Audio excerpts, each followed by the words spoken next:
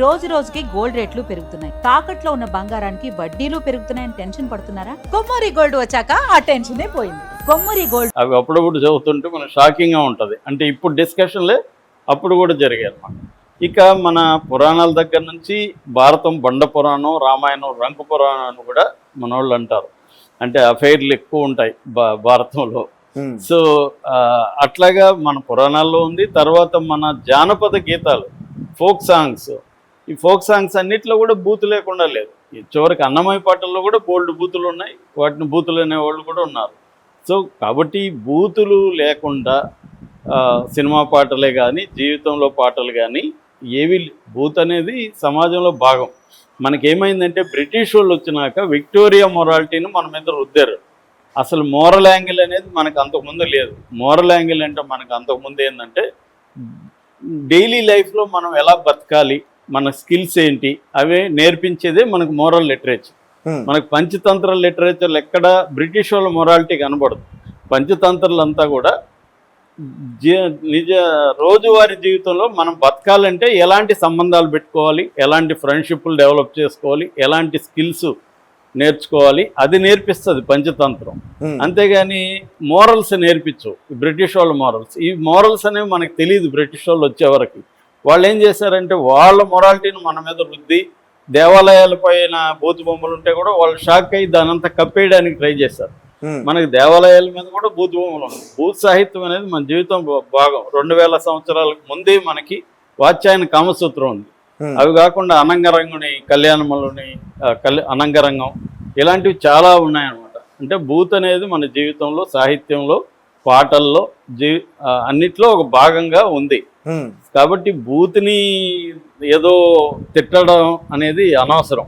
So ఈ అబ్బాయి special song అంటేనే ఎంతో కొంత బూత్ ఉంటుంది. అవేముంటాయి అన్ని సాంగుల్లో కూడా, ఐటమ్ సాంగులో నువ్వు నాకు అది రాసిచ్చేయి, ఇది రాసిచ్చేయి, అంతివు ఇంతివు అనేదే కదా సాంగులు. ప్రతి సాంగులో అదే ఉంటది కదా. అదే వీళ్ళు కూడా వారానికి అక్కడ రైమింగ్ కోసం వాడు పదాలు పడక 1000 అని రాశాడు. 1000కి ఎవరు వస్తారు ఇప్పుడు? వారానికి 1000 ఎవరు వస్తారు యాక్చువల్గా ఇవాళ ఉన్న కండిషన్లో? ఇదేంటంటే వాళ్ళకి రైమ్ వర్డ్స్ పడాలి కాబట్టి వాళ్ళు రాశారు తప్ప 1000 అనేది కాదు. ఇక్కడ ఇంపార్టెంట్ ఏమంటే నువ్వు నాకు డబ్బులు ఇవ్వు, నేను నీకు కావాల్సింది ఇస్తాను అని ఒక ఆమె వచ్చి నీతో పాట పాడడమే కదా కాన్సెప్ట్. ఇలాంటివి ఎప్పటి నుంచో ఉన్నాయి. జయలలిత, మన ఈమె జయమాలిని, జ్యోతిలక్ష్మి, అక్కడ నుంచి ఇదే సాంగులు ఉన్నాయి. అదే వాతావరణం కంటిన్యూ అవుతుంది. రాసేవాడు కూడా అదే రాస్తున్నాడు. రెండోది అనంత శ్రీరాముని ఒక్కనే అనడం కూడా తప్పు. ఎందుకంటే పాట రాయించుకుంది ఎవరు? డైరెక్టరు. దాని పాడింది ఎవరు?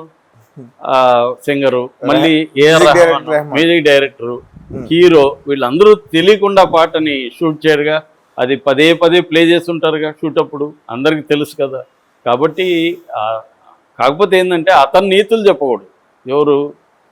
అనంత్ శ్రీరామ్ వేరే వాళ్ళకి నీతులు చెప్పకూడదు. ఎందుకంటే అతను అదే పని చేస్తూ మళ్ళీ వేరే వాళ్ళు చేస్తే విమర్శించడం అనేది కరెక్ట్ కాదు తప్ప బూత్ అనేది ఏమి లేదు. బూత్ సాంగ్లో ఉండకూడదు అనేది ఏమి లేదు.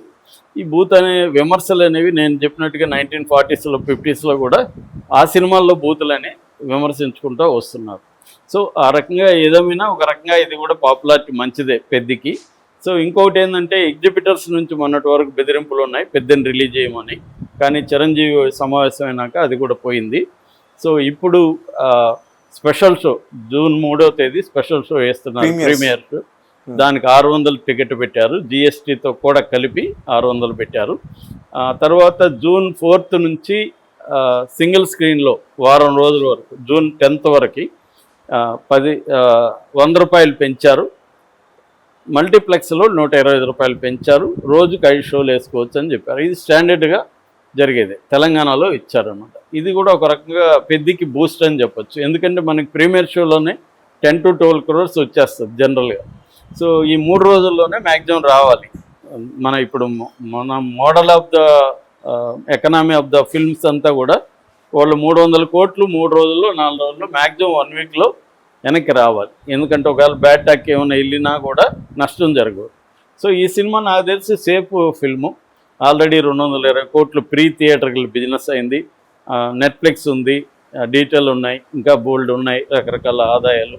కాబట్టి ప్రొడ్యూసర్లు సేఫ్, కొన్నోళ్ళు కూడా సేఫ్ అయ్యే అవకాశం ఉంది. ఎందుకంటే మంచి బడ్జ్ వచ్చింది ఆల్రెడీ. సెన్సార్ ఇక్కడ సెన్సార్, దుబాయ్ సెన్సార్ కూడా మంచి రివ్యూలు వచ్చాయి. కాబట్టి ఈ వివాదాలు అనేవి పెద్దగా పెద్దకేమీ ఇబ్బంది కలిగించవని నేను right sir, thank you so much.